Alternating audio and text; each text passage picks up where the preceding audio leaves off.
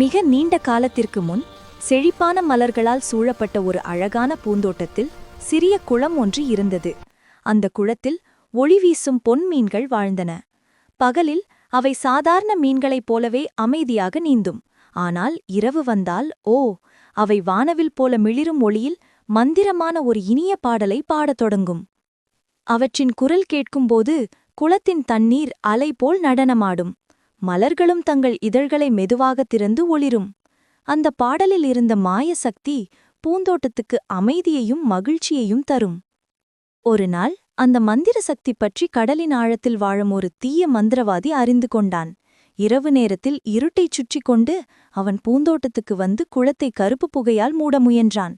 அவன் விரும்பியது ஒன்றுதான், மீன்களின் மந்திர பாடலை பறித்துக்கொண்டு தனது சக்தியை அதிகரித்துக் கொள்ள.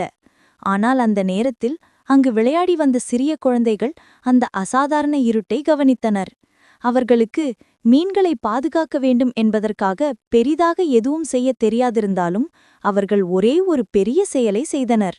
அவர்கள் பூந்தோட்டம் முழுவதும் ஒளிவிளக்குகளை ஏற்றி இருட்டை ஒளியால் விரட்டத் தொடங்கினர். அந்த ஒளியின் வெப்பத்தாலும் குழந்தைகளின் அன்பால் நிரம்பிய முயற்சியாலும் பொன்மீன்களின் பாடல் மீண்டும் எழுந்தது. அவர்களின் இனிய ஒளி அதிகரித்து கடல் மந்திரவாதி கொண்டு வந்த இருண்ட புகையை தள்ளி அடித்தது. அப்படி ஒளி பரவியபடியே மீன்கள் தங்கள் சக்தியை இழக்காமல் காக்கப்பட்டன. இரவு முழுவதும் அந்த பாடல் மெல்லியும் இனிமையுமாக ஒலித்தது. பூந்தோட்டம் மீண்டும் பாதுகாப்பாக இருந்தது. குழந்தைகளின் துணிவும் பொன்மீன்களின் மாயப்பாடலும் சேர்ந்து அந்த நாள் ஒரு அழகான நினைவாக மாறியது. இன்றும் அந்த பூந்தோட்டத்திற்கு இரவில் யாராவது சென்று மெதுவாக கேட்பார்களானால் குளத்திலிருந்து அந்த மெல்லிய மந்திரப்பாடல் இன்னும் ஒலிக்கிறது என்று சொல்வார்கள். Thanks for watching. Subscribe me.